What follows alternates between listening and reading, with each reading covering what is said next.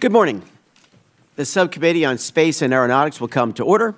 Without objection, the Chair is authorized to declare recesses of the Subcommittee at any time. Welcome to today's hearing, Strategic Trajectories, Assessing China's Space Rise and the Risks to the United States Leadership. I'll recognize myself for 5 minutes for our opening statement.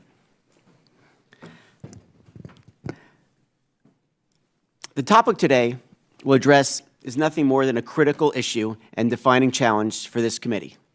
Understanding China's bold ambitions, addressing their unapologetic drive for dominance in space.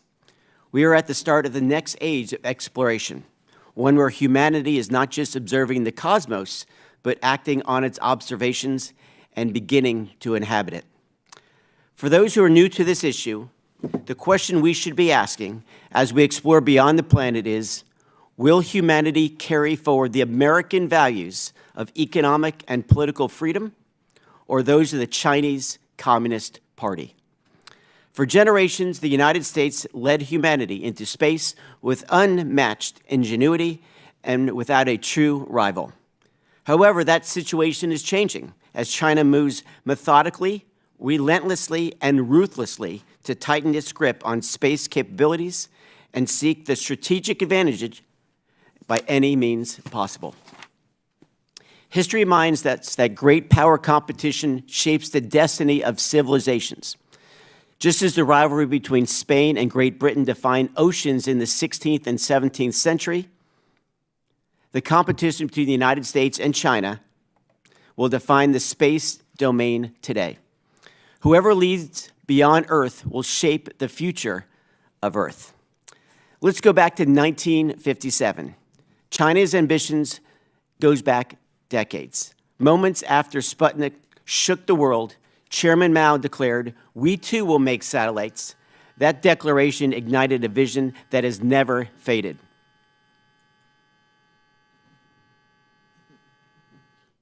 In 1992, China set into motion Project 921, its human spaceflight program, which continues today. In recent years, China's pace has surged, in part due to the declaration of the Space Dream, which transformed aspirations into coordinated missions for dominance. China's space sector has since surged forward, aimed to compete with America's world-leading commercial space industry. This is not an accident, it is strategic. To be clear, the objective is not merely to keep up, their objective is to outpace, outmaneuver, and ultimately defeat our nation, the United States of America. But America is not standing still. In my district, Kennedy Space Center, we surpassed 100 launches just 2 weeks ago. 95 launches came from one company, SpaceX, who first launched in 2006. China is not even close, with around 73 launches. Still, Beijing is pressing ahead. Their plans include landing their astronauts on the lunar surface by 2030 and constructing research base on the moon's south pole by 2035. They are also launching historic firsts. China has already returned lunar samples from the far side of the moon, the first to do so. Next, they intend to launch a Mars sample return mission in 2028, a timeline that may beat the United States. In low Earth orbit, we plan to deorbit our own space station. China has maintained a continuous human presence on its own space station since 2021, where their astronauts serve in 6-month rotations. In the coming years, China intends to deploy its own space-based internet service and expand its global alternative to GPS. And while this committee's jurisdiction covers commercial and civil space programs, we cannot ignore their Army's rapidly advancing space and counter-space capabilities. Their systems are designed to threaten, disrupt, and if necessary, take out United States assets in space. So again, I ask, will humanity move forward with American values of economic and political freedom, or those of the communist Chinese? The reality is stark. China possesses a real, immediate, and long-term threat to the United States leadership in space, And fortunately, today's witnesses will provide us with more detailed overview of China's trajectory in history, strategy, and intentions. They will also share recommendations about how this committee and Congress should respond to this true challenge. I thank our distinguished panel today for being here today and sharing their expertise with us, and I look forward to a serious, productive conversation about the challenges we face today. But before I move forward, I'd like to ask for unanimous consent for a statement from the full committee by Dr. Babin to present that copy, and without objection, show that ordered. And with that, I want to recognize our ranking member, Ms. Fushi from North Carolina, for her opening statement. Thank you so much. Thank you, and good morning, and thank you, Chairman Herodopoulos, for holding today's hearing to review China's space activities and the implications for the United States space program. I want to also welcome our distinguished witnesses. Thank you for being here. It is no surprise that we are here today to assess China's space rise and the risks to U.S. leadership.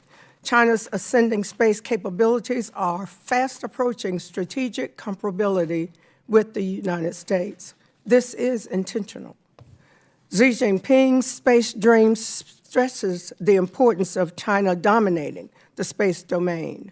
The recently released 2025 annual report to Congress of the U.S.-China Economic and Security Review Commission states that China has embarked on a whole-of-government strategy to become the world's preeminent space power. These are not mere projections or rhetoric. China is methodically carrying out increasingly sophisticated space capabilities in its efforts to dominate. China has joined the ranks of only the U.S. and Russia in launching humans into space. To date, China has become only the second nation to land and operate a spacecraft on Mars. In addition, China operates a continuously crewed space station in low Earth orbit and has racked up a number of firsts, including landing on and collecting and returning samples from the far side of the moon, and placing communication satellites around the moon, and more. That is not all. China has publicly announced its plans to land humans on the surface of the moon by 2030, establish a permanent international lunar research station by 2025, and acquire samples from Mars and return them to Earth in the early 2030s. In 2024, China released its first mid- and long-term plan for space science, in which it aims to achieve top-tier international ranking in major space science areas by 2050. Further, China is aggressively investing in and enabling a quasi-commercial space sector, as well as growing its international partnerships. Why does it matter? The People's Republic of China, for which there is no distinction between civil and military space, knows that leadership in space has brought the United States invaluable geopolitical soft power, significant and beneficial international alliances, economic growth fueled by innovation, bold and inspiring missions that drive and attract STEM talent, and national security advantages. How we navigate China's ascending space capabilities today has direct impacts on every American. Our banking, communications, weather prediction, agriculture, natural resource management, and national security, for example, all rely on space systems. Threats to the U.S.'s presence and leadership in space could put at risk a critical backbone of our social, security, and economic systems. And how are we navigating China's space rise? The Trump administration appears to believe that attacking research universities, gutting our federal STEM workforce, withdrawing from international engagement, and significantly investing in research and development is the answer. Just look at this stark comparison between China's space science plans and those of the Trump administration, as prepared by the Planetary Society. Is this a winning strategy?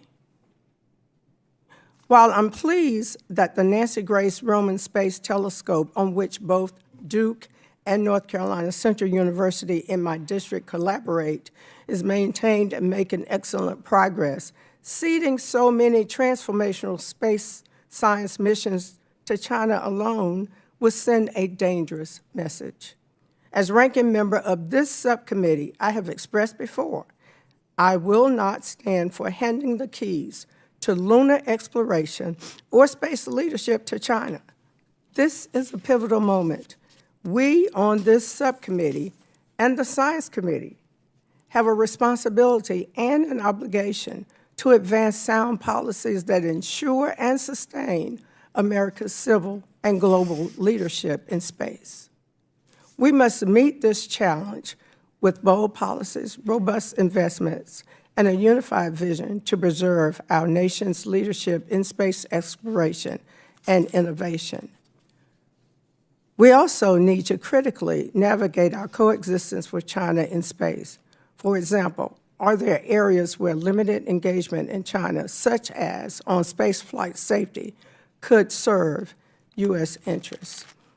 At this time, Mr. Chairman, I'd ask for unanimous consent to permit Representative Dunbar to attend this hearing and ask questions of the witnesses. Without objection, that is ordered. Next, I want to recognize our ranking member on the full committee, Mrs. Lofgren, for a comment as well. Well, thank you, Mr. Chairman, and for today's hearing. The topic is very important for our work here in the Science Committee and the Federal Science, Technology, and Innovation Enterprise.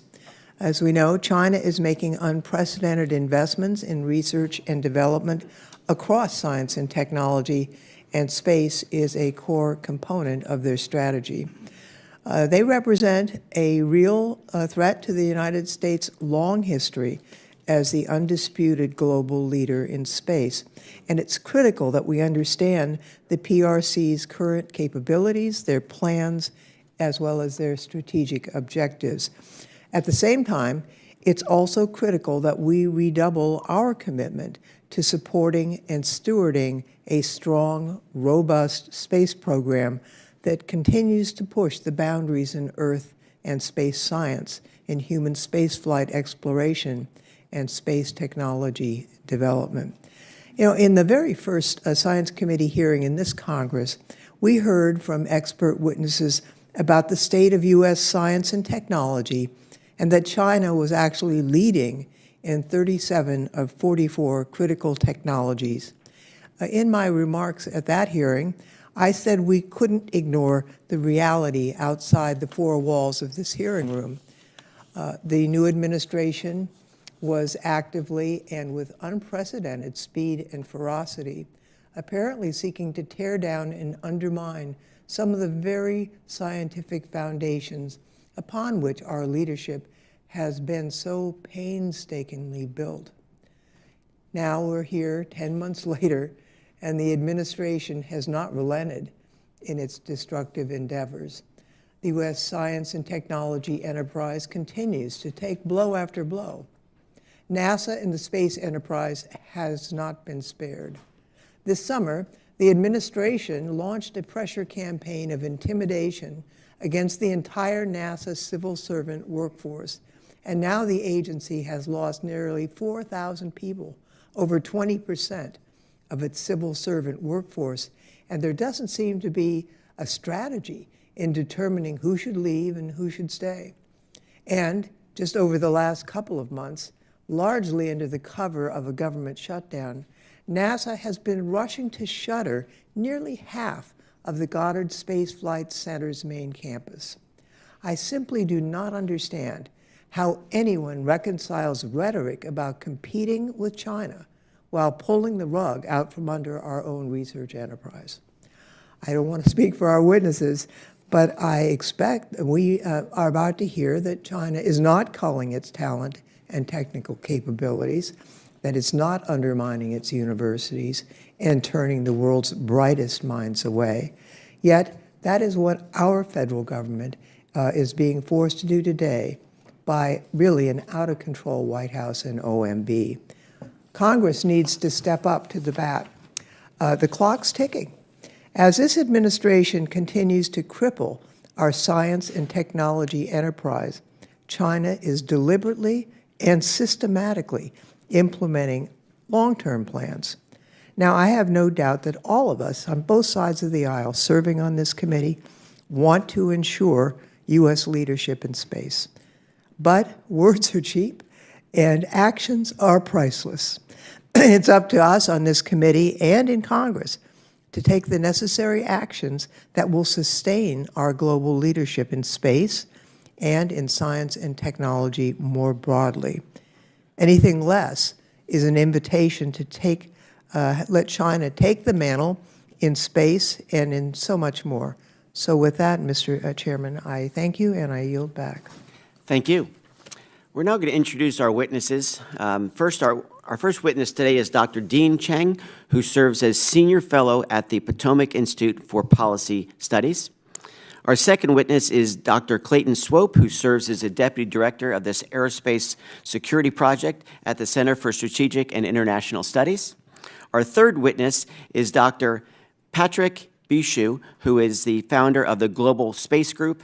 And our final witness is Dr. Michael Griffin, who serves as the co-president of Logic Q, Inc. I'd like to thank each of our witnesses for joining us today. And our first speaker today will be Mr. Cheng for 5 minutes to present his testimony. Welcome to the committee. Thank you very much, sir. Chairman Herodopoulos, Ranking Member Fushi, Ranking Member Lofgren, thank you for the opportunity to be here today. My comments are purely my own. As the opening remarks noted, the Chinese Communist Party sees space as vital. Space, from the CCP's perspective, contributes to all aspects of comprehensive national power: military, economic, diplomatic, political, scientific and technological, even cultural. One of the key benefits this PRC sees from engaging heavily in space is the experience gained in things like systems integration and systems engineering, which then redounds throughout the Chinese economy and throughout in all of its various aspects. Space, from the CCP's perspective, is also vital because we live in the information age, and space is central for establishing information dominance in a world where information is the new currency of power: economic power, military power, international power. To this end, the Chinese are using space to develop their domestic techno-economic base. Two key concepts in this regard: one is dual circulation, creating essentially a walled-off domestic economy where foreign players are not part of the supply chain, engaging in intense internal competition to generate new technology and efficient production, which they will then go out and compete globally against the rest of the world, including American companies. And the other element here is military-civil fusion, which is ensuring that every renminbi of investment serves both civil and military purposes. And we see, in particular, the Chinese shift from a state-owned enterprise-centric approach to one that also embraces commercial enterprises as a key part of the overall Chinese effort to improve their overall space industrial complex. In this regard, then, the Chinese have a plan, and that plan is very much the core of the threat to the United States. In essence, the Chinese are striving to build out their space capabilities, whether it is an array of satellite networks and constellations, including mega-constellations, a cislunar capacity to support a sustained long-term presence both on the moon and in cislunar space, replete with lunar position navigation, timing, and communication support, and of course, building out a robust military space capability as reflected in the military aerospace force. Second, to build up their space industrial base, which will include commercial as well as state-owned enterprise elements, but has also seen the creation of regional aerospace industrial complexes in places like Wuhan, away from Beijing and Shanghai, and finally building in dual use. Military-civil fusion is about creating a melded, fused national industrial base that can service both the military and civilian demands. Here, the Chinese have a huge advantage, and much of the opening remarks by the respected members highlights this. China sticks to a plan. It creates a plan and it sticks to it for decades. And the benefit there is programmatic stability, budgetary stability, staff stability. I know I will have a job on this project for years and decades, and the people I work with will be the same ones. Very quickly, specifically on the PLA aspect, the People's Liberation Army, the PLA poses a multifaceted threat, in part because China views space holistically: satellites, ground segment data links. The threat to American space systems, therefore, is not simply the very sexy image of anti-satellite systems, but also jamming and cyber attacks. And we have seen the intelligence community accuse China of engaging in things like Volt Typhoon, implanting malware in critical infrastructure. But we should also note that the Chinese, being very close observers of other people's wars, have undoubtedly learned lessons such as Operation Spiderweb in Ukraine, the use of drones launched within an adversary's country to attack critical infrastructure, which in this case should be considered to include space capabilities. The other aspect of the threat, however, is the industrial and standards aspect. The growth of Chinese commercial poses a very different but nonetheless threatening challenge. Why shouldn't other countries buy from PRC commercial companies? And Huawei leads the way in demonstrating how China has been very much able to use commercial capabilities to achieve inroads where it does not therefore have to use the military. Thank you very much to the committee for the opportunity to be here today. Thank you, Mr. Chang. Next, we have Mr. Swope for 5 minutes. You are recognized.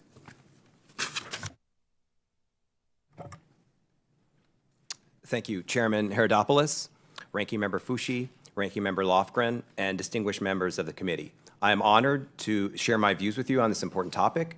CSIS does not take policy positions, so the views represented in this testimony are my own and not those of my employer. The People's Republic of China is methodically executing an ambitious space agenda that aims to prove that China is a world power in space without equal. Beijing is using space in ways that provide direct, tangible benefits to its military and its economy, while also fostering national pride and unity. Every new space technology, skill, and industrial capacity acquired by the PRC will be used to provide the People's Liberation Army a battlefield advantage, as well as power civilian and commercial innovation and economic growth. So what is China doing today? Space fits squarely into the PRC's economic development policies to increase its industrial might. The PRC has built satellite and rocket factories and associated supply chains, launch facilities, ground stations, and space object tracking systems. China is developing on-orbit technologies such as in-space refueling, highly maneuverable satellites, space-based nuclear and solar power, and satellite docking and capture technologies. To date, China has not shown that it can conduct space launch at the same scale or build satellites as fast as the United States. But China is working to close that gap and master reusable launch. It just tested a reusable launch vehicle within the last 24 hours. China is already launching satellite constellations. The PRC's civil space program has methodically checked off achievements in human spaceflight and uncrewed exploration that will probably culminate in a human landing on the moon by 2030. China has already built 3 space stations and conducted 6 robotic lunar missions and a mission to Mars. China is on track to be the first country to return samples of Mars to Earth. China has deployed space capabilities that allow the PLA to monitor what is happening on Earth and in space, communicate with its forces throughout the Indo-Pacific region, and navigate with a high level of precision. The PLA is fielding an increasingly sophisticated toolkit of counterspace weapons that can threaten U.S. and allied satellites. To date, China has mostly copied the U.S. playbook in space, but China is doing things that no one else has done. China was the first nation to land on and conduct a sample return from the far side of the moon. China conducted the world's first satellite refueling in geosynchronous orbit just within the last few months. China operates the first and only communications satellite in an orbit around an Earth-Moon Lagrange point. So what can the United States do? How should we think about this? If the United States is in a race with China, it is a race that has no end, other than an end associated with the rise and fall of nations in a time frame measured over centuries. Chairman, to your point, like the contest between England and Spain, I also think the contest between Rome and Carthage. These races last centuries. China is running such a race. With its focus on military-civil fusion, Beijing is marshaling its technical and manufacturing resources to enhance its overall national power, with space playing a key role. The importance of space to national power is also recognized by the United States, with President Trump noting in July that space systems power exploration, defense, and communication, and that the nation will ensure the American flag remains the ultimate symbol of leadership across the final frontier. Though the PRC space power is growing, the United States can retain its lead and ensure it remains the world's most consequential space power. To do so, we must use our strongest advantages. We have a mature yet still growing space innovation ecosystem. We have a space economy built on free market principles. And we have a coalition of willing international partners who want and choose to work with the United States. These characteristics of our national space power are force multipliers and should be harnessed in the same way that Beijing uses military-civil fusion to advance the defense, economic security, scientific objectives, and prestige of our nation. In 1963, Edward Teller, a scientist who played a critical role in the Manhattan Project, testified before Congress on strategic developments, saying that, "I believe that in a race for knowledge, we will win. But I believe that in a race in which we are not running, or running half-heartedly, we have been losing and we will continue to lose." Today, we as a nation may face a similar situation in space. We have many advantages over the PRC, structural advantages, that we can use to maintain our edge. But to do so, we need to start running. Thank you, Mr. Swope. Next, we have Dr. Bassa. I could pronounce your name correctly. I want to make sure Bisha. Bisha, thank you very much. You're recognized for 5 minutes. Thank you. Thank you, Chairman Herodopoulos, Ranking Member Fushi, and Ranking Member Lofgren, and distinguished members of the committee. Thank you for the opportunity to provide my perspective on China's space strategy and its implications for the U.S. You know, when I started at NASA 20 years ago as a specialist on China, the country had just launched their first astronaut into orbit and had not yet launched their first lunar mission. How times have changed. Today, the U.S. and China are the two most powerful spacefaring nations engaged in a long-term strategic competition that spans multiple elements: geopolitics, national security, economic competitiveness, social and cultural influence, and science. I'll briefly discuss each major area. Geopolitics, national pride, and prestige have been central drivers of China's space program since its establishment. Today, human spaceflight missions are most closely associated with these goals, including its current space station and planned human lunar landing and the International Lunar Research Station. Human spaceflight is extraordinarily expensive and highly symbolic, and so therefore it serves a very powerful signaling function. The geopolitical stakes were once summed up by Lyndon Johnson as, in the eyes of the world, first in space means first, period. Second in space is second in everything. Today, the importance of space has only grown, with our national security and economy relying on it. Developing a major space program is also an exercise in compelling excellence, from propulsion and material science to industrial organization and supply chains. Space missions pull and push the development of new technologies while adhering to the highest quality standards. In essence, such missions provide a tangible measure of a nation's economic strength and geopolitical power. Secondly, our ability to operate in space is integral to national security, including our utilization of position, navigation, and timing, reconnaissance, communications. The same holds true for all major space powers. Second, space has always been intensely dual use, from military-funded civilian startups to federally funded research centers that build both civil and military spacecraft. In China, a similar phenomenon is referred to as military-civil fusion. It's part of a comprehensive effort to exploit the best innovation wherever it may exist. In 2019, images of Chang'e 4 on the far side of the moon were celebrated in the Great Hall of the People. Xi Jinping hailed it as the mission as a demonstration of a new type of whole nation system. Social and cultural influence also shapes the strategy of the space program. Spaceflight is a core part of the China dream of national rejuvenation, a return to the country's preeminent place at the center of the world, and now the expansion of civilization deeper into the solar system.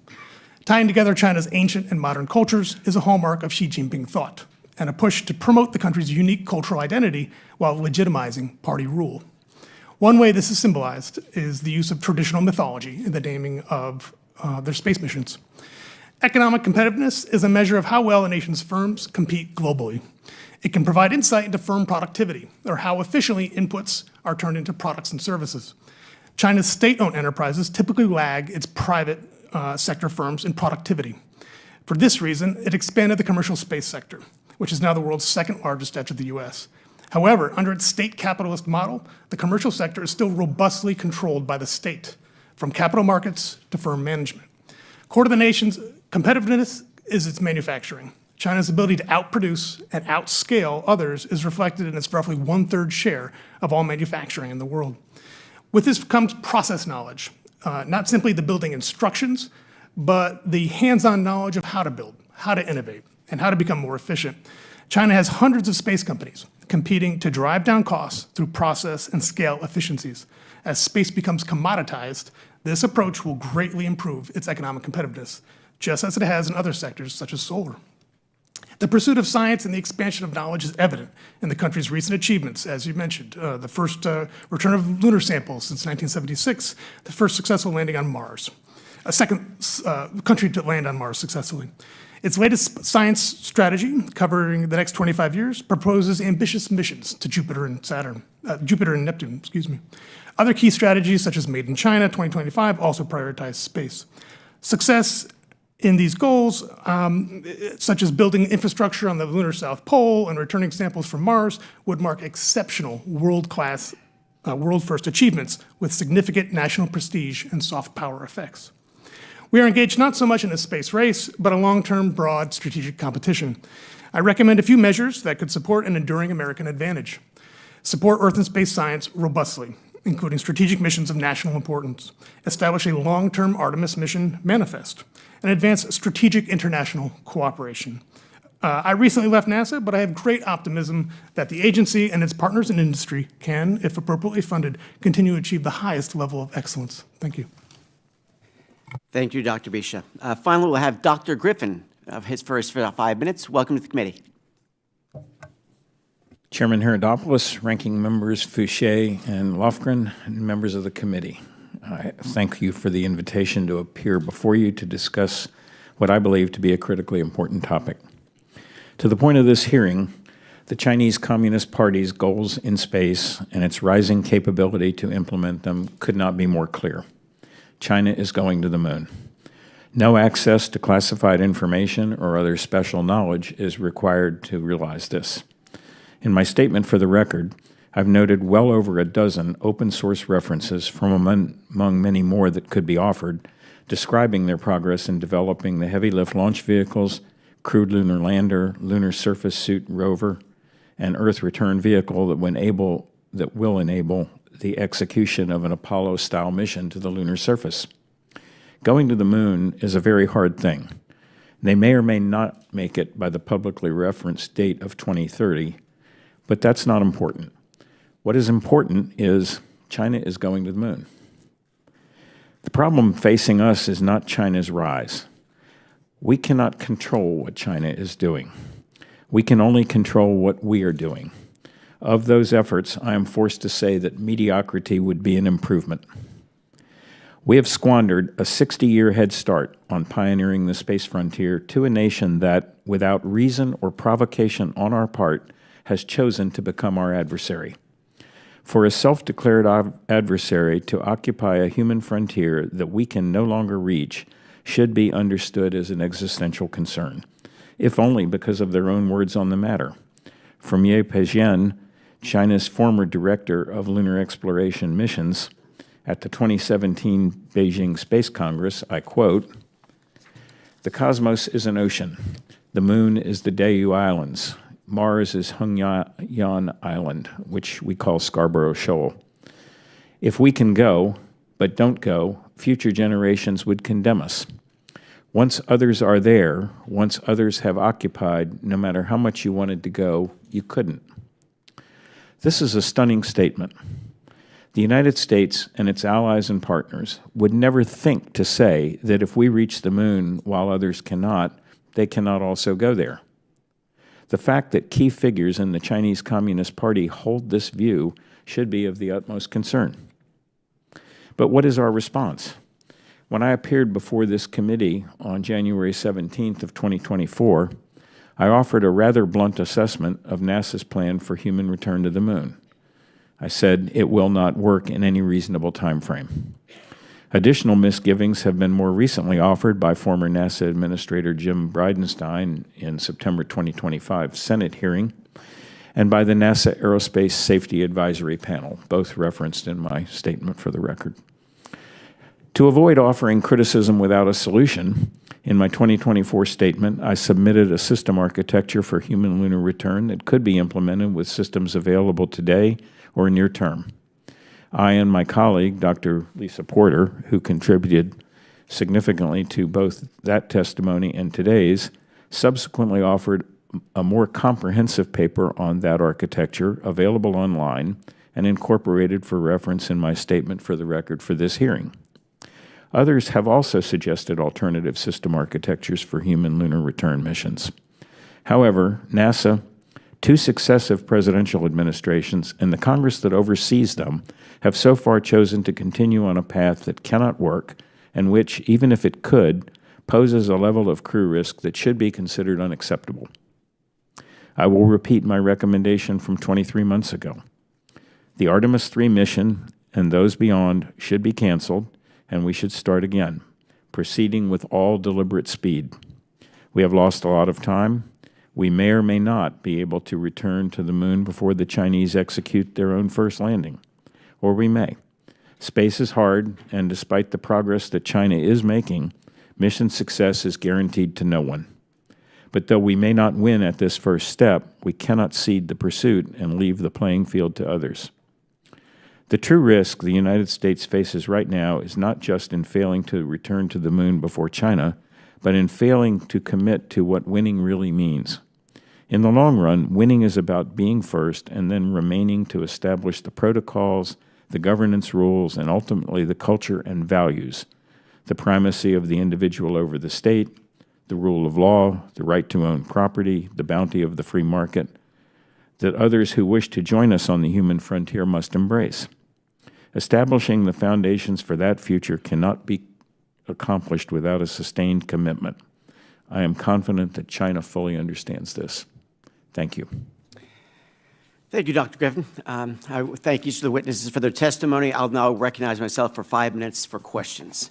Mr. Chang, if we would, there's been a lot of discussion about schedules and the idea that the United States and China, of course, are in this race not only to the moon but beyond. But there's also been this unique conversation, like each one of you brought it up, in the sense that China seems to stay on schedule a little better than the United States at this point, despite, as I think everyone in this room knows, we put an additional $10 billion into NASA during the bill that we passed in July. That said, what allows China to stay on schedule, and what can we learn from their, at this point, success in staying on schedule? Mr. Chair, I think that one of the ironies here is that the very authoritarianism that is a hallmark of the Chinese system does grant certain benefits, one of which is the ability to coerce a workforce, a overall government, but 2, because the CCP has set a target, whether it is to put a man in orbit or to put Chinese boots on the moon, that is then translated to programmatic imperatives across the bureaucracy, which is not to say that there aren't bureaucratic resistance centers within the system, but when it is high profile, when it is Xi Jinping or his predecessor Hu Jintao or his predecessor Jiang Zemin who says, you will make this happen, woe betide the bureaucracy that chooses to fight it. Alongside that is an economic structure that allows 5-year plans, which allows, again, the budgetary stability. If it is in the 5-year plan, it is bureaucratically approved. Everyone is going to go along with this. And conversely, the budget and therefore the staffing is stable for at least 5 years. That is an enormous benefit with regards to I've set a target, we are funding it. There will not be cuts because of a new Congress, a new president, a new legislature, a new director, and do not get in the way, not of these sorts of programs. And Mr. Swope, to build on that idea, you'd mentioned it in your comments, there are relationships within China between their main space agency and, as you put it, competitors within China. What are they doing differently in China with their, quote, private sector, whatever you can say about a communist system with a private sector, that they're doing that we could maybe improve upon and learn from? Yeah, thank you, Mr. Chairman. And I think the ranking member mentioned quasi-commercial space. That is how I think we should view it. It may be financed partly by private sector money, but in addition to money from the central government, it also has money from provinces and local municipalities.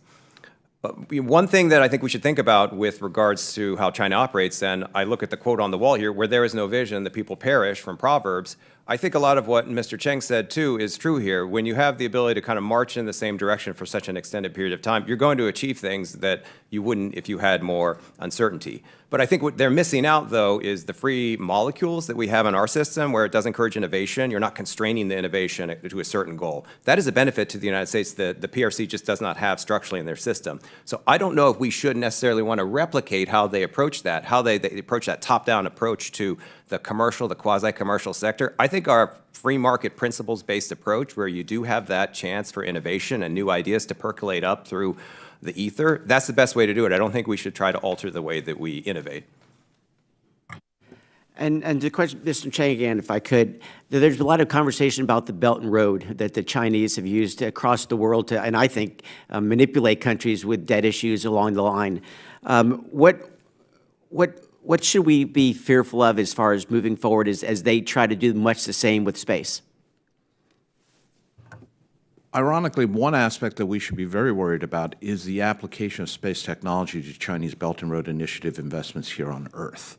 When the Chinese build a pipeline, a cell phone network, a telecommunication structure on Earth, timing signals are essential. And if the Chinese are funding it, one should not expect that those investments across the world in key areas, in key countries, in key regions for key resources are going to use GPS rather than Beidou. And that means that these countries are, in a sense, potentially signing up, without perhaps even realizing it, a structural vulnerability to create a structural dependence that will far outlast whoever is in the presidential palace or in the parliament leading their respective governments. Thank you so much. I'll now recognize our ranking member from North Carolina, Ms. Fushi, for 5 minutes. You're recognized. Thank you, Mr. Chairman. Dr. Bisha, can you tell us about your former role at NASA and why you are no longer with the agency? Sure. Thank you for your question, Ranking Member Fushi. So I started at NASA as a China specialist back in 2007. I advised every administrator, including as a junior staffer to Administrator Griffin, until early 2025, including joining high-level NASA delegations to China. And I was the China expert in the administrator's office. Earlier this year, the Technology Policy and Strategy Office was eliminated, and myself and about a dozen colleagues were riffed. So you were the top expert and advisor on China at NASA, and you were riffed?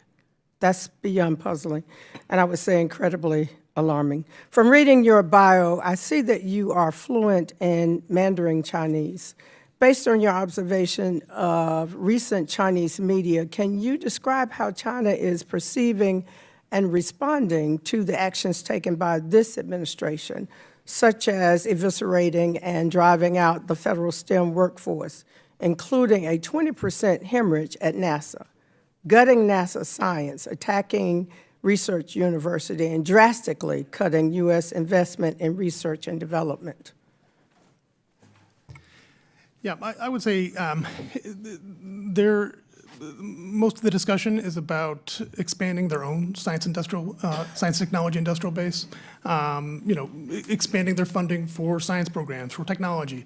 And to the extent they compare it with cuts in the United States, I've seen that as well. I think the criticism is muted. I think they're probably content to watch what happens here happen as they greatly expand their own industrial base. As I said in my statement, this is a pivotal time for U.S. leadership in space, and we on this committee have a responsibility to act. So to each of you on the panel, what should this committee prioritize as we look to reauthorize NASA and sustain U.S. global leadership in space? I'd like to start with you, Dr. Bisha, and then move to Dr. Griffin, Mr. Swope, and Mr. Chang. Well, I think your authorization is very important in that it helps set some guidance for how the agency should pursue its programs and plans. Emphasizing space science and earth science is critical, especially a balance between, say, let's call it generally, NASA-led projects and private sector. We still need strategic missions. We need very large missions. Mars sample return, it's not going to be a cheap mission. It's not going to be inexpensive. It's going to cost money. But we also need to understand what comes after Artemis 3, right? So with some clarity on what is the intention. Now, is it a long-term stay on the lunar surface, or are we going on to Mars? We need some clarity. And then to the extent we can kind of advance a more robust international relations policy, that would be helpful to compete with a strategic competitor that is using international cooperation. Dr. Griffith. Thank you, Ms. Fichet. I would make a couple of comments. The first, in answer to the chairman's question a few moments ago about sticking to the plan, I would have commented that sticking to a plan is important when the plan makes sense. China is sticking to a plan that makes sense. It looks a lot, in fact, like what the United States did for Apollo. Provably that worked. We have stuck to a plan that does not make sense. So this committee, an authorization committee, should not authorize the agency to continue down a path that does not make sense. The plan matters. I have enough history here to recall the Authorization Act by this committee in 2005 that required me, as the then administrator of NASA, to use to the maximum extent possible the existing assets from Shuttle and those that remained from Space Station and Apollo. That is, that the administrator of that time was required to use the systems that we had. We seem to have lost track of that today. Again, sticking to a plan that will not work for Artemis 3 and beyond makes no sense. Mr. Swope. Thank you. I think when NASA spends its money, it's good to think about two different things. If NASA can spend its money in a way that it can do its mission, but then also enable private sector actors to try out business ideas or new innovations like the Commercial Lunar Payload Services project with ride-sharing opportunities, I think that's great for the U.S. innovation ecosystem. The second thing is really, I think when NASA spends money on things like basic research and development and science, that also feeds into innovation. It's a very early part of it. Without science, we would never have had something like the Manhattan Project. We would never have had the radio. James Maxwell's theories proven by Reinhard Hertz led to Marconi's radio. So I look at those investments that the government makes, that NASA makes, as critically important to that innovation ecosystem as well. So I think at both those cases, when you're looking at NASA authorization, look at it in a way where you are the genesis of that innovation ecosystem, that flywheel that really powers the U.S. national security and economic security in a way that the PRC just can't match. Can you indulge me? 30 seconds for Mr. Chang to answer, please. Sure.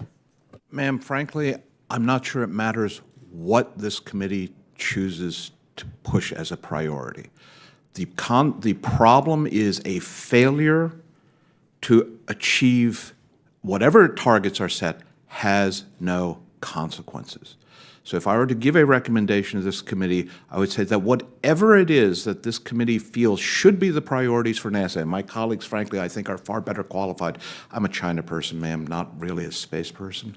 One, it needs to be bipartisan to make very clear throughout our system that this is something that everyone is pushing for.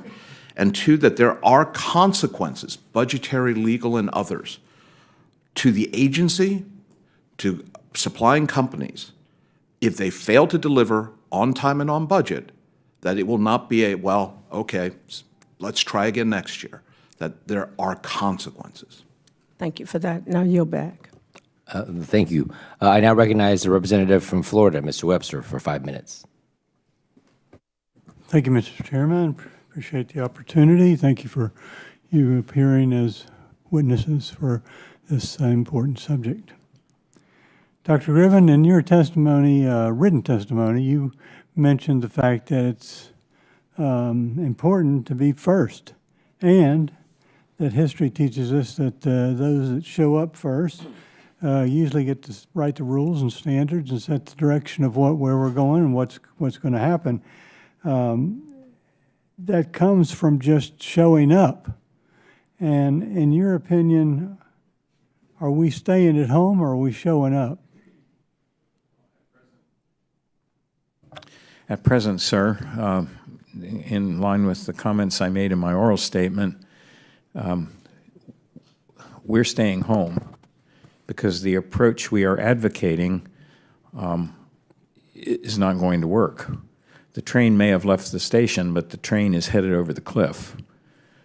The importance of showing up, as you put it, is that in line with Mr. Cheng's comments, the people who are there are the ones who establish the GPS timing signals or the Beidou timing signals. The people who are there establish the communications protocols. The people who are there establish the rules of the road for space traffic management and other things. If we are watching from the sidelines, it will be China that is establishing those things, and with respect to the future for the rest of the humans on Earth, that will not go well. Well, that's, I guess, my second question then. What would happen if China sets the standards and guides the development and rules and norms of space? What would be the result? Then other nations will look to China and will choose to align themselves with China because they are the ones who are in space. The rest of the world will look to China as the technological leader of the world. Lyndon Johnson was not wrong 50 years ago when he said that first in space is first and second in space is second everywhere. Okay, thank you very much. Appreciate it. I yield back. Thank you very much. I now recognize the representative from California, Mr. Whitesides, for 5 minutes of questions. Thank you. I want to thank the chair and ranking member for organizing this substantive hearing. It's good to see you all. Good to see my old friend, Dr. Griffin, and others. Let's start with Mr. Swope. You note in your prepared testimony that China is likely to achieve something no nation has done before, returning Martian samples to Earth, with a mission launching in 2028. NASA's Scientific Mars Exploration Program has been methodically building towards the return of dozens of scientifically selected samples, the highest priority of multiple decadal surveys, but the agency has not settled on the plan to collect them, and the FY 2026 President's budget request would eliminate the program entirely. The scientific significance of abandoning this effort would be enormous. What would, in your view, be the geopolitical significance if the U.S. were to abandon its plan to retrieve scientifically selected samples from Mars while China moves forward on its own crash program to return Martian samples? Thank you for that question. It's a historic opportunity for humankind to maybe find evidence that there was life that originated on a planet that's not Earth. That's not really measurable, the significance of that discovery. What that could mean, I mentioned the impact on innovation from science, what that could mean down the road, the country that's the first to do something like that, to control that. I don't know if I trust the PRC to do that in a way that benefits the planet, that benefits our nation. So I think the huge impact is beyond just geopolitics, that you could pull off a mission like that. I think it has science and long-term implications of maybe what is conceivably the most important discovery in the history of humankind. Thank you. For Mr. Swope or Mr. Bisha, you both state that one of our advantages over the Chinese is our allies, international cooperation. Of course, the administration has proposed cutting a wide swath of international space missions in its budget. Fundamentally, how does this impact our ability to compete with China? Either of you can answer. So there is another competition going on that is international. right? And so we are very conscious at NASA of how how we expand our cooperation, because this allows us to influence. So Artemis Accords are a good example. We have a set of principles and values that we want to make shared. So we want other countries to agree with us on our set of principles. China's doing the same thing with the ILRS, the International Lunar Research Station. They have a set of principles, and they're looking to get a group of nations aligned with them to move forward. The difference between the two, Artemis Accords and ILRS, is that ILRS actually offers programmatic cooperation as well. And so whereas the accords are non-binding, this is programmatic. And so countries can join them on the surface of the moon. And now when they start taking those first steps towards norms, towards standards, they'll have a coalition of countries along with them. And this bleeds over into other areas, say at the UN, on other topics and things like that. And so it's basically a competition of influence internationally. In the interest of time, I'm going to cut to my last question, which is for Dr. Griffin, who, by the way, I worked for about 25 years ago, I think. I can't remember. Anyway, Dr. Griffin, you're probably the closest to the agency today of this panel. Although, Dr. Bishop, you were there recently. So either of you can answer this question. I think it's important that we expose what's the current state of NASA. So we've lost 4,000 people, primarily senior staff, but also junior staff, new employees, and recently promoted staff.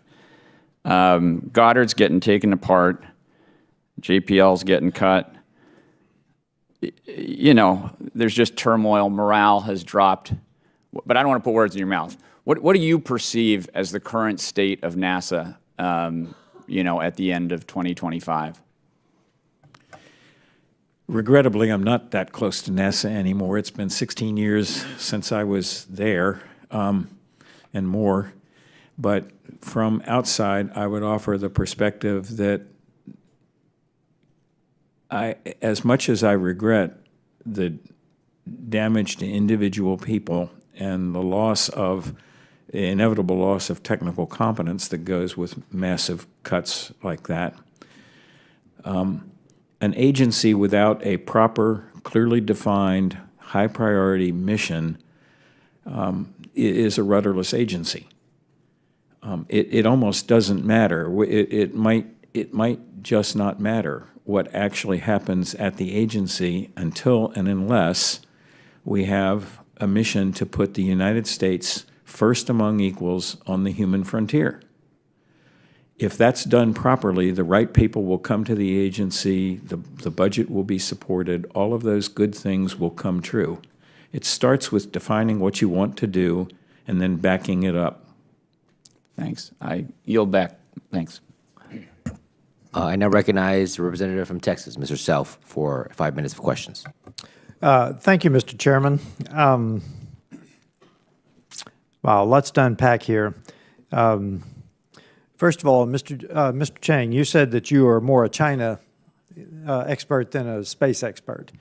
So we talked a little bit about free markets. I think Mr. Swope did.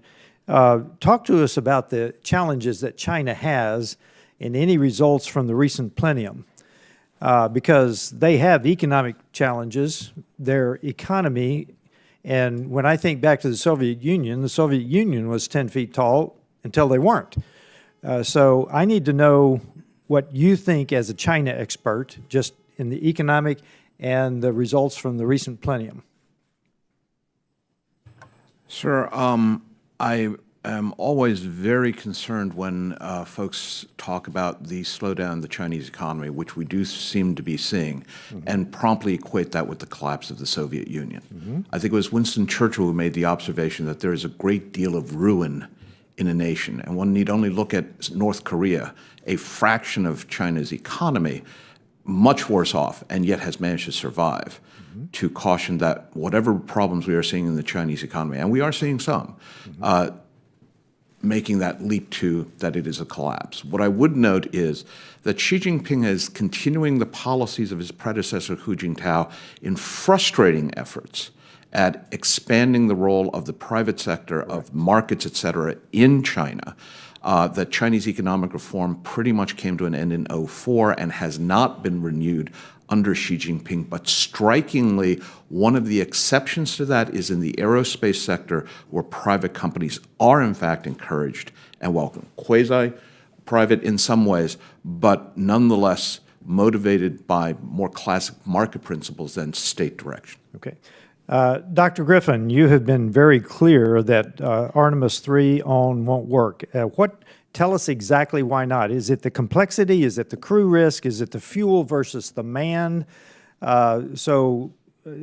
Why exactly do you think it won't work? I've read your paper, but what is the bottom line as to why you are recommending we cancel this and go a different direction? The quick bottom line is that an architecture which requires a high multiple number of refueling flights in low Earth orbit, no one really knows how many, uses a technology that has not yet ever been demonstrated in space, is very unlikely to work, unlikely to the point where I will say and have said it cannot work. Secondarily, the length of time required for the Earth departure ship to remain in low Earth orbit almost guarantees that the propellant you have loaded will boil off before it can fully be used. Okay. And the requirement of the lander to occupy lunar orbit waiting for the crew for 60 to 90 days guarantees that the fuel will boil off. I do not see a way with the current technology we have to overcome those problems, and therefore we should not pursue that line of approach. Okay, probably, and I'll ask who would like to answer this. The Lagrange regions, L1 and L2, are prime real estate. Should we deploy them as a first strike to get something into the L1 through L5 perhaps, to include relay, positioning, navigations, timing beacons, space domain, sensors, so forth and so on? Is that a critical mission? To whom is the question directed, sir? Mr. Chang. So first off, the Chinese have already deployed Right. Equipment there. I believe that this is one of those regions that will wind up becoming much more strategically centered. It would be beneficial to us to establish a presence.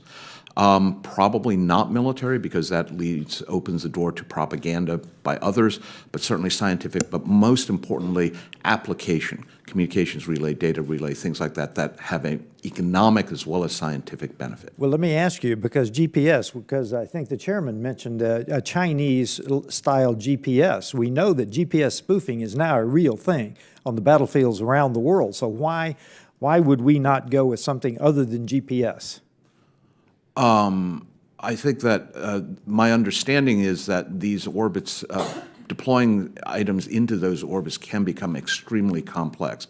But yes, if the issue here is GPS robustness, that is absolutely a major concern from a security perspective. And I think my time is done. I think we have a magnetic field sort of alternative. Chairman, I yield back. The subcommittee stands in recess, subject to call of the chair.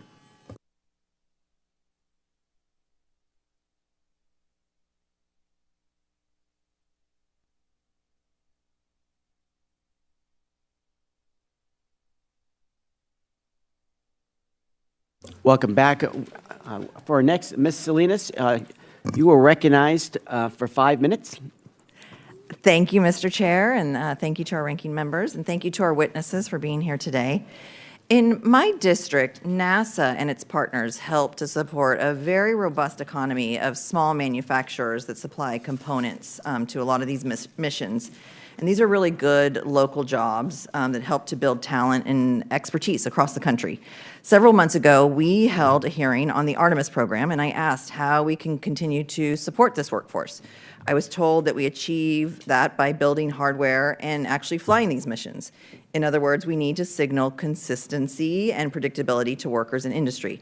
And this question is to anyone who would like to answer. What can we learn from China about the value of long-term planning and predictability, and how has their approach benefited their economy and their workforce more broadly?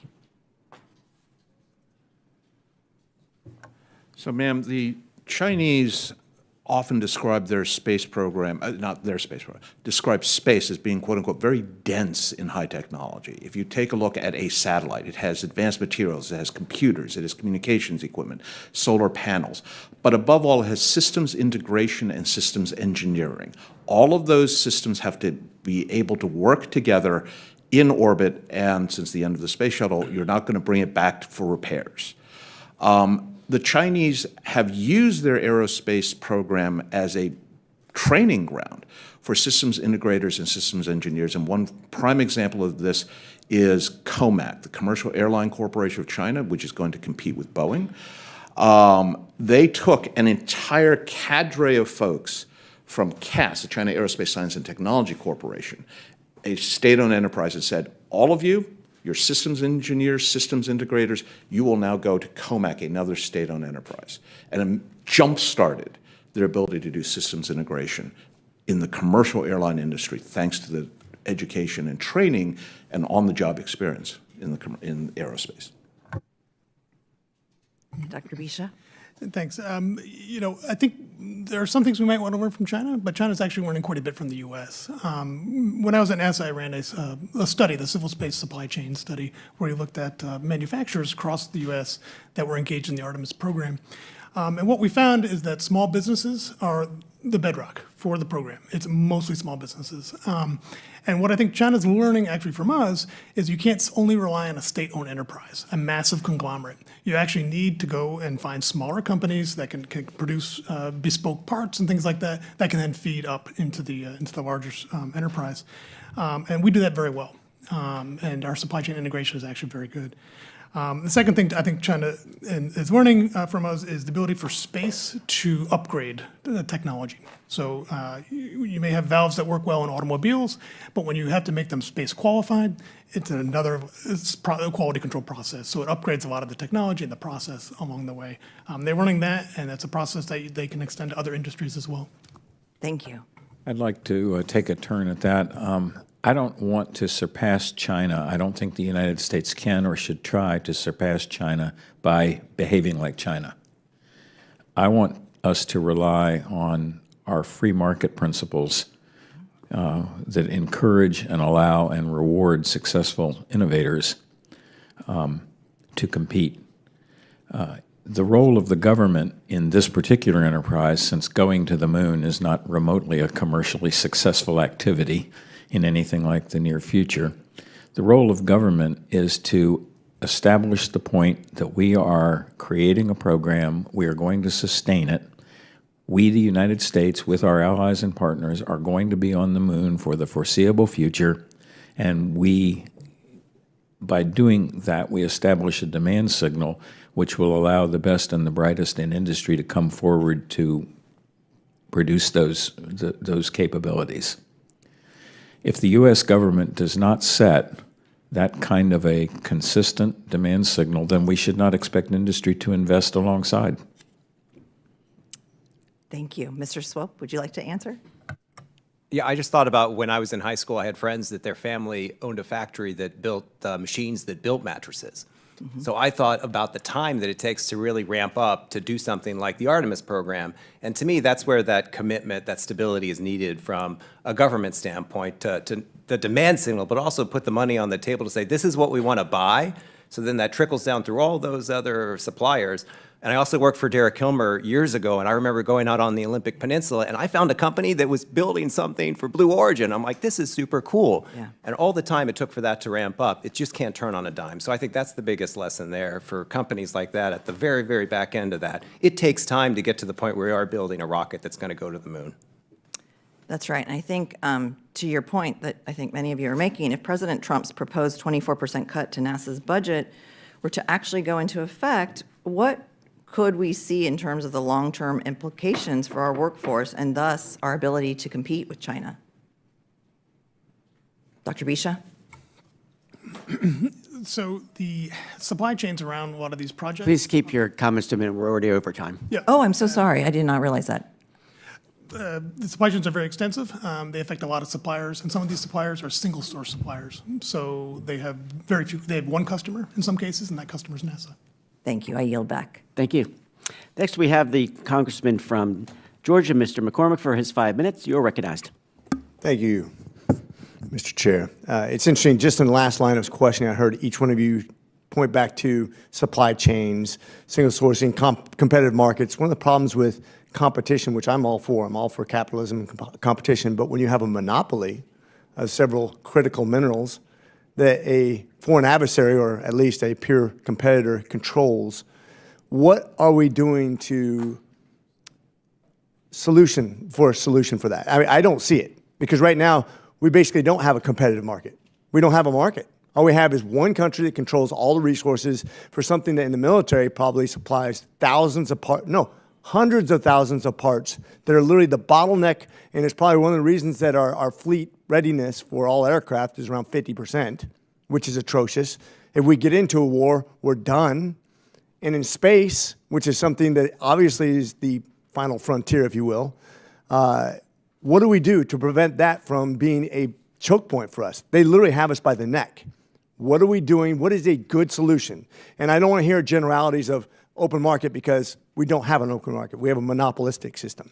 What can we do? And I have my own ideas, so hopefully we get somebody that gives me a good answer so I don't have to interject my own opinion. But I'll start with you, Mr. Chang. To break your question into several smaller buckets. First off, while China has an advantageous position, it is not the sole producer of rare earths. Rare earth actually is a terrible misnomer. I think other more scientifically oriented folks prefer platinum group metals. There are other places that do produce them. There is, unfortunately, only one facility in the United States, and one of the reasons for this has been additional regulatory considerations, including environmental, that basically say, well, if you're going to mine that, you have to do X, Y, and Z. Suffice to say, the Chinese are not as enthusiastic about environmental regulations.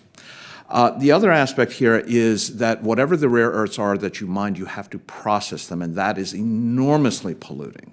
And the Chinese have been more than happy to be the primary rare earth processor. So you may mine it in India, you may mine it in Canada, it still gets shipped to China for processing. I believe back around 2018, the United States broke ground for a domestic rare earth processing facility. To be honest, I don't track that very closely. I don't know what the status of that is. But if you want to break the Chinese monopoly, it is not enough to open up more mines. It is absolutely essential to open additional non-China located processing facilities for rare earth minerals. So, Mr. Chair, and I'll just go with that because I'm already halfway through my time, and that's how it works here. I will accentuate your point. We have 10 rare earth minerals we have no access to except for through China right now. Another 10 that we have limited access at best.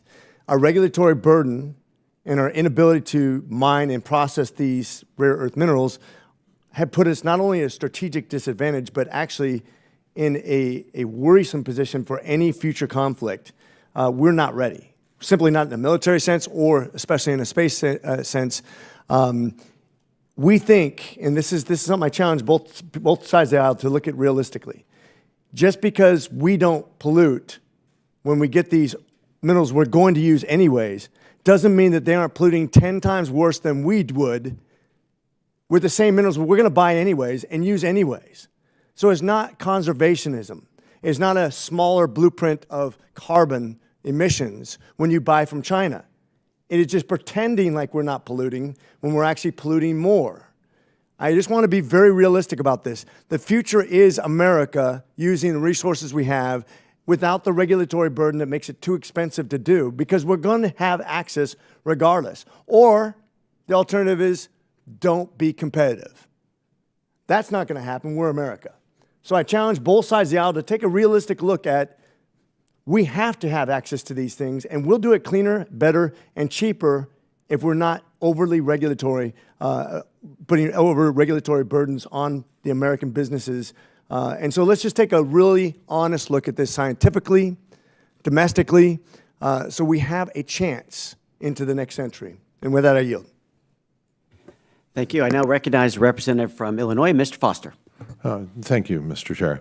And this is on the subject of rare earths and permanent magnets specifically, there's a model that the government is in the process of succeeding at that I'm really a fan of. There's a company called Niron, which has spun up through decades of federally funded research in Minnesota that has got a way, and they're building a significant scale factory to make permanent magnets with a BH product, an energy density, comparable to the best neodymium iron boron magnets. And the input materials there are basically rust and ammonia, nothing else. And it's really an impressive thing. And it has to do with decades of research, government-funded research, led, interestingly, by an immigrant born in China. So there are a bunch of lessons, I think, that we should learn from that, and one of which is to not push away foreign talent from our shores because of unfounded worries. Now, let's see. I've been worried for a long time about the fragility and the dual use nature of all of the systems we're putting into low Earth orbit. All right, we're now talking about, we're having at least 2 major U.S. companies put big satellite arrays in low Earth orbit. The Chinese have at least 2 companies. The Europeans are doing it. Everyone's first worry is about the Kessler syndrome, where you just have a big cascade of collisions, which I think is unlikely because of the altitude and the rapidity of the orbit decay. But is still something to worry about because some of these systems are not really in low Earth orbit, but somewhat higher. And so this is something that I think we're going to have to need international understanding on, because this is a big problem. The fragility is also a real issue. One thing that's worried me for a while is that, the refueling that was mentioned, and I guess Dr. Griffin shares my skepticism of how easy it will be to make it work. The scenario for Starships, for example, and other similar missions is to go put these in low Earth orbit, refuel them with 10 refueling missions, okay? Now, I don't know if you've noticed, but these Starships have a tendency to detonate themselves from time to time, and the issue comes up, what happens if one of those explodes fully fueled in low Earth orbit? And the debris field from that is potentially frightening. I was just wondering, has anyone looked at this particular problem when SpaceX is talking about running hundreds of Starship missions a year in some scenarios? Are we going to need understandings on the accidental destruction of everything in low Earth orbit, in addition to big worries about how that could happen deliberately by even a not very talented adversary? Is there anyone, that can speak to this? A few comments on that. So I think in terms of space debris, it's a huge issue, and it's not an issue that any one country can solve, right? And I think China was recently in the news because one of their Shenzhou human capsules was hit by debris. Our space station is also occasionally hit by debris. We have shielding that can withstand about 3 millimeters of particle size of a debris. China has continued to do EVA missions outside their own space station to add additional armor, additional shielding to their space station. They recognize this as a major issue, and it's affecting their crown jewel, their human spaceflight program. So we're both, in some senses, on the same page that this is a problem that we need to solve. And it's only going to get worse, as you mentioned, with these very large vehicles that potentially could not re-enter appropriately. Has anyone looked specifically at the issue of these very large vehicles? What happens when one detonates in low Earth orbit? Because I actually had Claude Code write me a simulation of it, which I'm not willing to quote the results from, but it was, people have been studying Kessler syndrome for decades, and there are computer codes that do that pretty well. And I guess we must have a pretty good idea of how many fragments of what sizes are liberated when something blows up on the launch pad, at least. So it seems like we have the information to understand the size of the debris field and the damage it will do to, very militarily important assets, including, the Golden Dome, which is now talking about, many tens of thousands of additional assets in low Earth orbit, with many countries having an incentive to accidentally, on purpose, destroy them all. So I was just wondering if that's something that really we need some more study on. So, all right. So I guess I am now down to 15 seconds. So I'll just, if any of you have thoughts on that and could respond for the record, I'd be really interested. That is something we have to keep our eye on. And I think ultimately we're going to have to negotiate with China and the other countries, spacefaring countries, to come up with some understanding. We can't just go off doing what we're currently doing. Thank you. Yield back. With that, I recognize the representative from Utah, Mr. Kennedy, for 5 minutes. Chairman Herodopoulos, thank you for holding this important hearing on the space race with China. And I want to be very clear where I stand. The Chinese Communist Party is a major threat to our national security. For years, I've been calling attention to the Chinese Communist Party being a dangerous and aggressive adversary. We must expose their every underhanded and subversive action. Passivity on our part will only be rewarded with more aggression. There are some voices that would question why going back to the moon should be a priority, given we have already achieved it. I would counter that this isn't just about national pride. It is a national security imperative to beat China to the moon because the Chinese Communist Party intends to establish a lasting presence with exclusionary zones for their own economic and national security benefits. It's important that we understand where China's space program is at and how we can do everything in our power to win this race because the stakes are too high. And thanks to the witnesses for their testimonies. Dr. Griffin, I have a question for you. I'm a co-sponsor of Chairman Hill's Taiwan and American Space Assistance Act to establish a partnership between TASA and NASA. And of course, we have the Artemis Accords with 60 countries. Can you describe, Dr. Griffin, the importance of these international partnerships to maintaining U.S. preeminence in space? I would offer the view that if the United States is not willing to partner with other nations in the world to be on the space frontier, then they will have no alternative but to partner with China, or they can choose to stay home.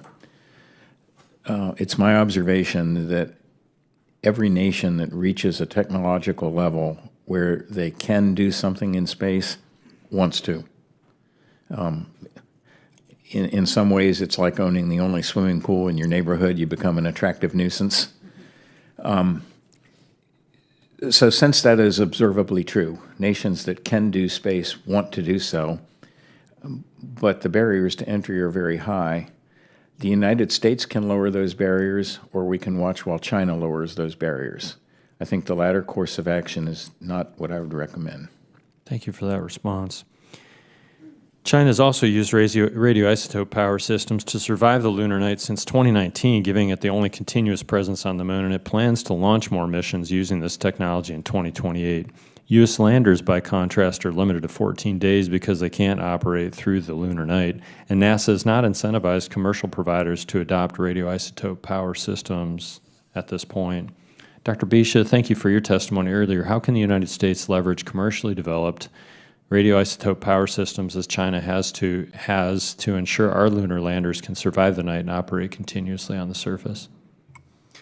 Thank you. Well, the U.S. actually does have commercial companies that are exploring radioisotope power systems. Some of them are here today. And I think the advantage there is they're looking at a couple of different ways to do it, a couple of different approaches. They're using different fuels. They're using americium. They're using things like that, fuels that we haven't traditionally used in the past.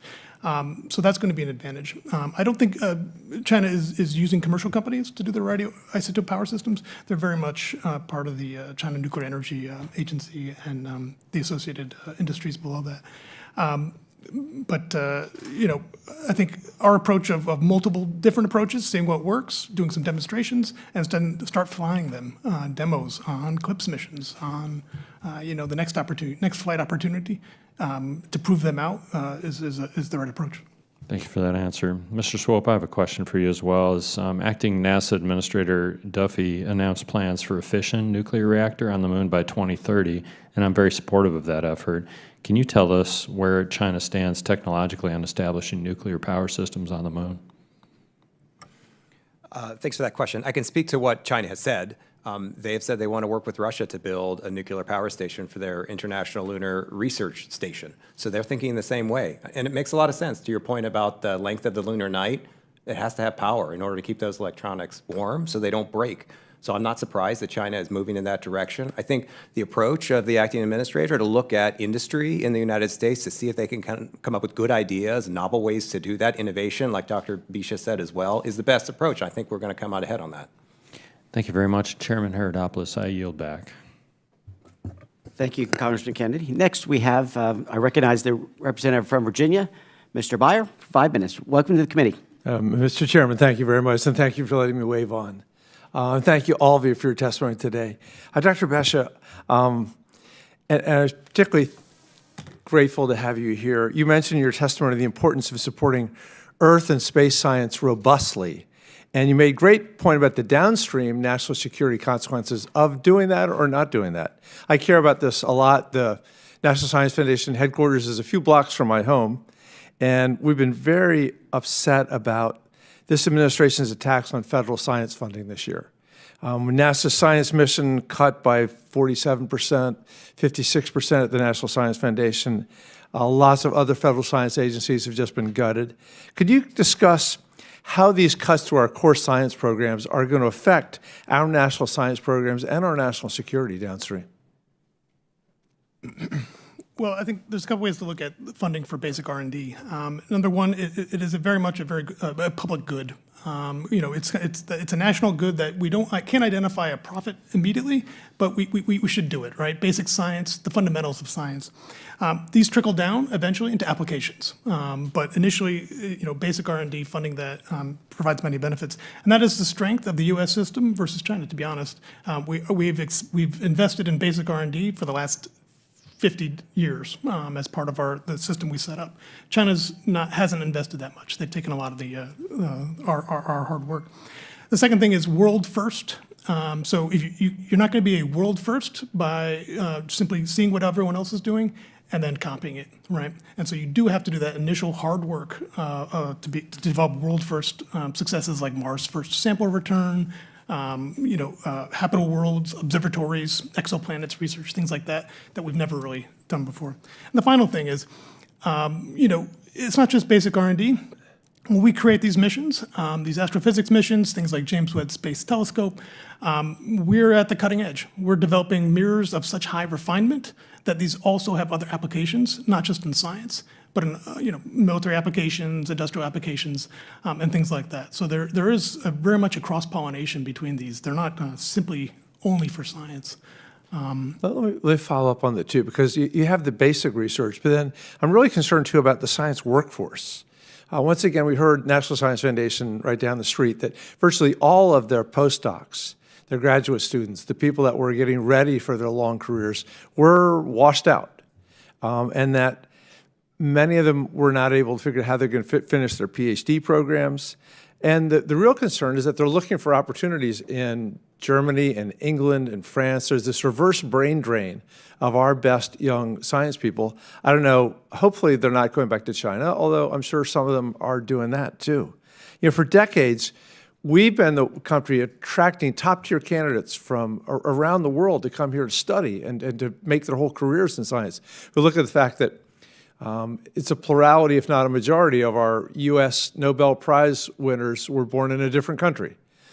How concerned are you about losing our investment in our next generation of science leaders? Very concerned, right? Science is often multi-generational, and so we have very accomplished scientists that are later in their careers. They teach the middle tier scientists, and those middle tier scientists teach the postdocs. The postdocs teach the graduate students, and the graduate students, on and on and on. If you wipe out one of those cohorts, the postdocs, for example, you're in a lot of ways you're wiping out a generation for that science, and it's not easy to jump right down. You're losing that mentorship. You're losing a lot of that talent. So it's very concerning. I think if they were to go overseas, for example, they perhaps could come back. Nothing is necessarily permanent. We've had waves, things go in waves. I'd be more concerned if this persisted for a longer time. Great, thank you. Mr. Chairman, the morning's getting on, and I yield back the balance of my time. Congressman Byer, appreciate it. We're going to go for round two. For questions, I'm going to take the next 5 minutes and turn it over to Ms. Fushi, and we'll go from there. Dr. Griffin, you'd mentioned a few times now about Artemis 3 and your concerns, and I think those concerns have been heard today, of course. But I want to address specifically on the China issue, on the potential of their moon opportunity, and what loss of mission might they face as they move forward with their plans on the moon and beyond?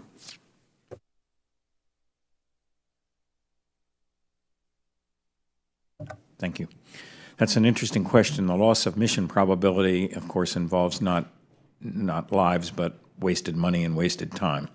When we speak of loss of crew, that's a different thing. So for loss of mission, I'll point out that during Apollo, we estimated that to be about 10%. And we lost one of the 7 missions which we sent to the moon. And for a statistically small sample, it turns out we had it about right.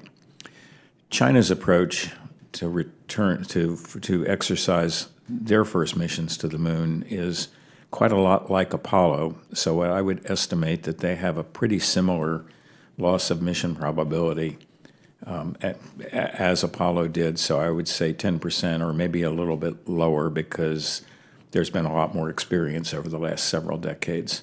So my answer is less than 10%, and I tried to explain why. Thank you, Dr. Rith. I appreciate it. Mr. Chang, if we could, I wanted to get in the idea that if we lose this race to China, and this is why we're all here today to make sure we do not lose that race, what position will the communists have an advantage on as we talk about the standards of the future? We talked a little bit about GPS and other technologies. What are our other concerns should we somehow lose this space race? So let me first emphasize that in this context, we are in a sense in a relay of marathons, that you may win this, you may be fastest on the second leg or the third leg, but that doesn't mean that you've won. So in this context here, it's a matter of who will make it back to the moon first, but much more important will be who will be able to sustain a presence on the moon. The Artemis program is talking about a manned station for 1 month out of the year.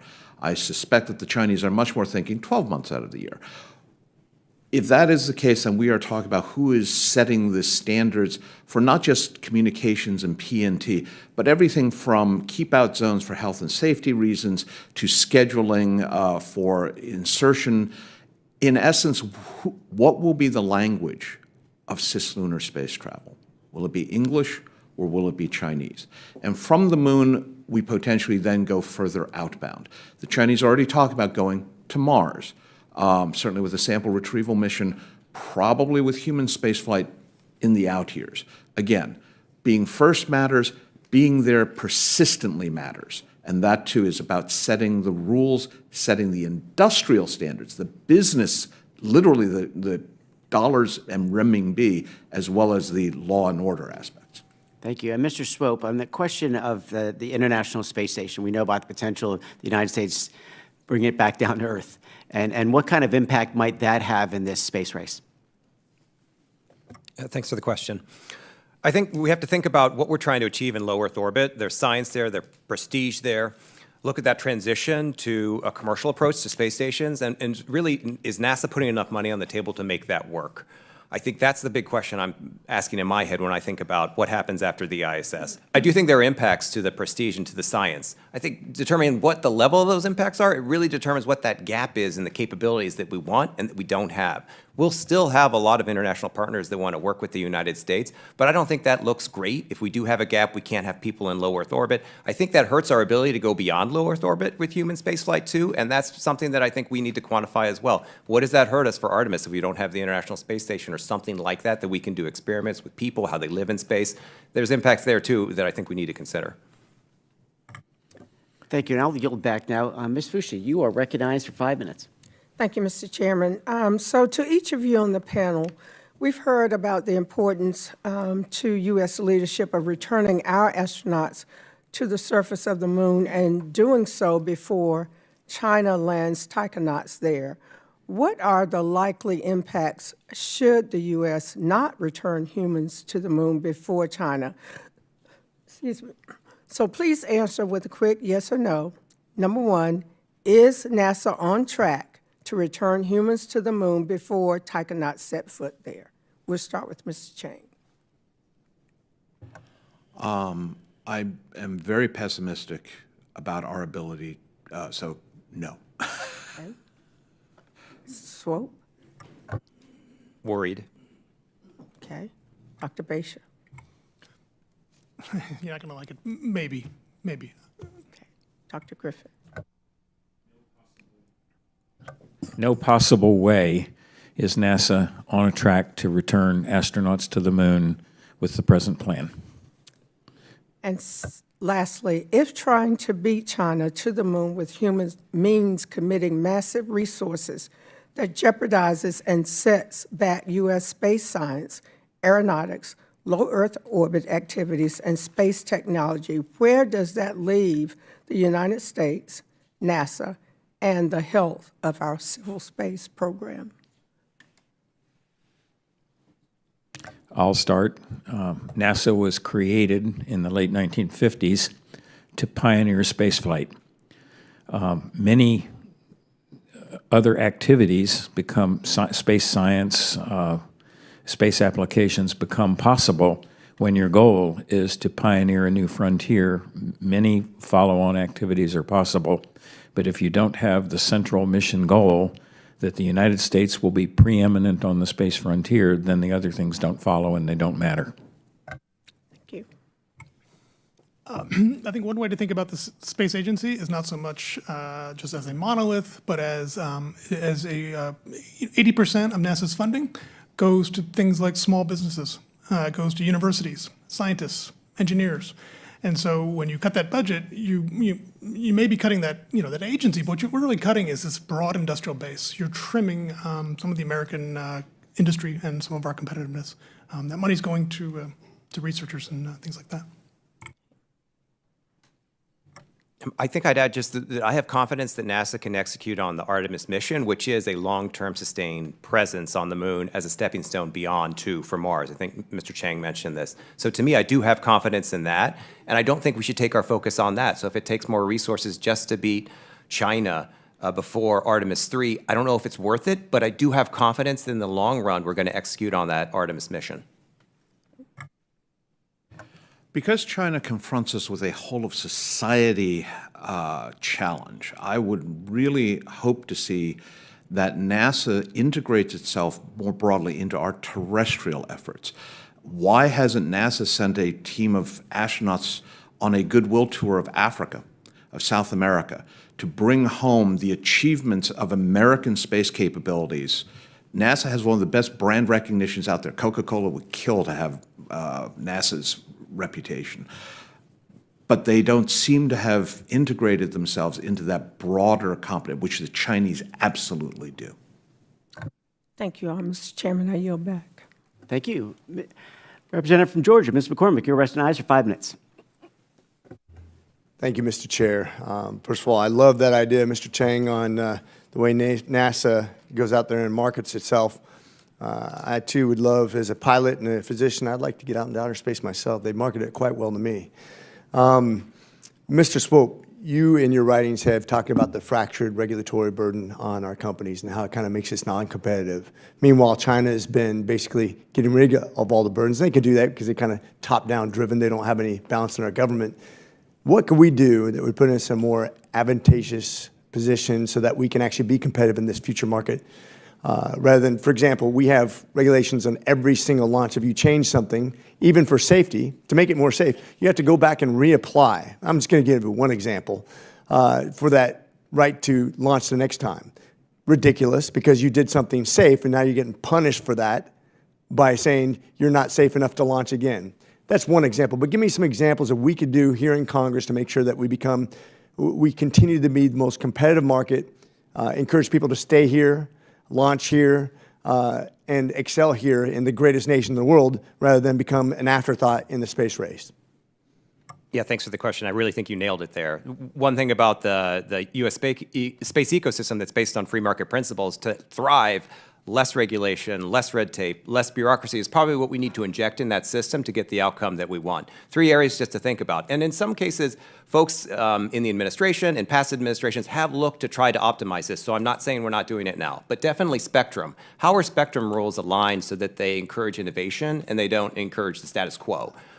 When it comes to launch and reentry, I think I'd put a little focus on reentry. I look at one U.S. company that tried to do reentry the first time to a U.S. federal range. They had a lot of trouble, and since then they've been going to Australia. So I think right there, where is that? Is that a regulatory burden? Is that a coordination burden? Is that a prioritization burden that's not happening? I don't know, but we should look at that because there's a lot of growth probably for reentry.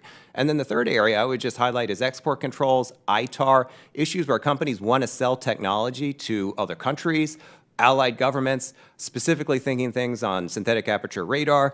If you can't get it from a U.S. company, I'm going to go to a French company. And that's what happens because those rules are a barrier and a paperwork barrier. So I think in all those areas, we could improve the regulations that we have now.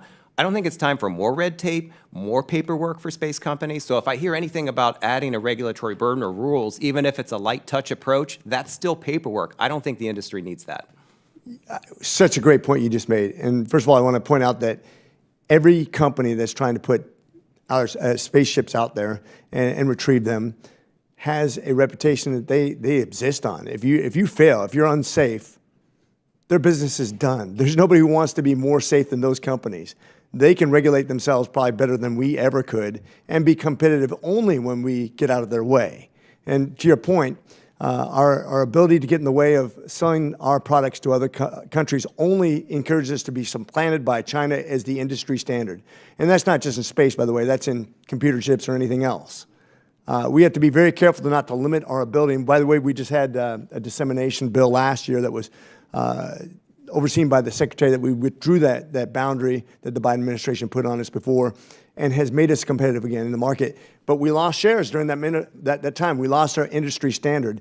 And so I just want to encourage people, and thank you so much for putting a very succinct outline of that, to not limit our ability to produce and disseminate and actually flourish in our nation as competitors. And the government's not the solution. We're the problem. Thank you for outlining that. Thank you. And with that, I yield. Thank you. And I want to thank each of the witnesses for coming in today. This has been very insightful and thought-provoking, and we appreciate that very much. I also appreciate the thoughtful questions from the members as well. This is a race we must win, and I think you've all given us a nice roadmap in which to work from, especially as the latest line of questioning, trying to reduce some of those barriers to entry. And with that, the record will remain open for 10 days for additional comments and written questions from members. This hearing is now adjourned. Thanks for your good work, man.